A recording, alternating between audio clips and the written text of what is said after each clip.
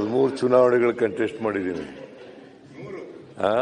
13 ಚುನಾವಣೆಗಳನ್ನ contest ಮಾಡಿದ್ದೀನಿ. 2 Lok Sabha ಸೋತಿದ್ದೀನಿ, 2 assembly ಸೋತಿದ್ದೀನಿ, 4 ಸೋತಿದ್ದೀನಿ, 9 ಸಾರಿ ಗೆದ್ದಿದ್ದೀನಿ. ನಾನು ಎಂಪಿಗೆ ಇನ್ನು ನಿಲ್ಲಲ್ಲ ಅಂತ ತೀರ್ಮಾನ ಮಾಡಿಬಿಟ್ಟಿದ್ದೀನಿ. ನಾನು ಈಗ ನನ್ನ ಇಲ್ಲಿಂದ ಕಳಿಸ್ಬೇಕು ಅಂತ ಇದೆಯಲ್ಲ ನೀನು, ಈಗ ನಿಮ್ಗೆ ಇಷ್ಟ ಇಲ್ವಾ? ಇವಾಗಲ್ಲ, ಬಹಳ ಒಂದು 5 ವರ್ಷದಿಂದ ಮಾತಾಡ್ಬೇಕಾದ್ರೆ ನನಗೊಂದ್ಸರಿ MP ಅಲ್ಲಿ ಪಾರ್ಲಿಮೆಂಟ್ ಅಲ್ಲಿ ಹೋಗಿ ಮಾತಾಡ್ಬೇಕು ಅಶೋಕ್ ಅಂತ ಹೇಳಿದ್ ಜ್ಞಾಪಕ, ಅದಕ್ಕೆ ಹೇಳಿದೆ ಅಷ್ಟೇ. ಅದು ಮೊದಲಿತ್ತು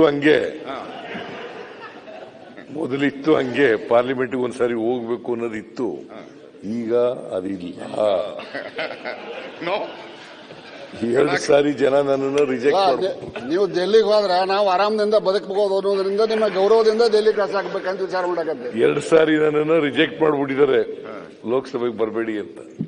1918 ಒಂದ್ಸಾರಿ, 1991 ಒಂದ್ಸಾರಿ, 2 ಸಾರಿ ನನ್ನನ್ನು ರಿಜೆಕ್ಟ್ ಮಾಡ್ಬಿಟ್ರು.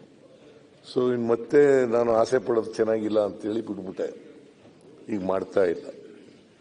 ಅದರಿಂದ ನೀನಾಗ್ಲಿ ನಾನಾಗ್ಲಿ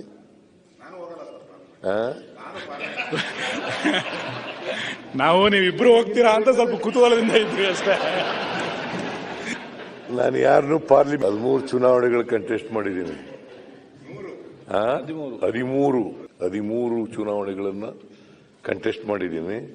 2 ಲೋಕಸಭಾ ಸೋತಿದ್ದೀನಿ, 2 ಅಸೆಂಬ್ಲಿ ಸೋತಿದ್ದೀನಿ, 4 ಸೋತಿದ್ದೀನಿ, 9 ಸಾರಿ ಗೆದ್ದಿದ್ದೀನಿ.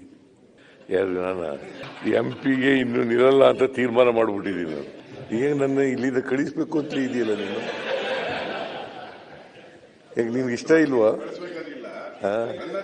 ಇವಾಗಲ್ಲ, ಬಹಳ ಒಂದು 5 ವರ್ಷದಿಂದ ಮಾತಾಡ್ಬೇಕಾದ್ರೆ ನನಗೊಂದ್ಸರಿ MP ಅಲ್ಲಿ ಪಾರ್ಲಿಮೆಂಟ್ ಅಲ್ಲಿ ಹೋಗಿ ಮಾತಾಡ್ಬೇಕು ಅಶೋಕ್ ಅಂತ ಹೇಳಿದ್ ಜ್ಞಾಪಕ, ಅದಕ್ಕೆ ಹೇಳಿದೆ ಅಷ್ಟೇ. ಅದು ಮೊದಲಿತ್ತು ಹಂಗೆ ಪಾರ್ಲಿಮೆಂಟ್ಗೆ ಒಂದ್ಸರಿ ಹೋಗ್ಬೇಕು ಅನ್ನೋದಿತ್ತು. ಈಗ ಅದಿಲ್ಲ.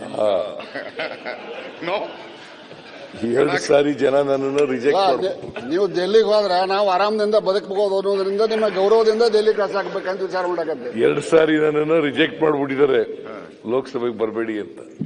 1918 ಒಂದ್ಸಾರಿ, 1991 ಒಂದ್ಸಾರಿ, 2 ಸಾರಿ ನನ್ನನ್ನು ರಿಜೆಕ್ಟ್ ಮಾಡ್ಬಿಟ್ರು. ಸೊ ಇನ್ನು ಮತ್ತೆ ನಾನು ಆಸೆ ಪಡೋದು ಚೆನ್ನಾಗಿಲ್ಲ ಅಂತೇಳಿ ಬಿಟ್ಬಿಟ್ಟೆ. ಈಗ ಮಾಡ್ತಾ ಇಲ್ಲ. ಅದರಿಂದ ನೀನಾಗ್ಲಿ ನಾನಾಗ್ಲಿ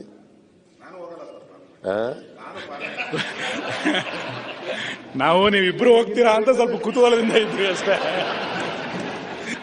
ನಾನು ಯಾರನ್ನೂ ಪಾರ್ಲಿಮೆಂಟ್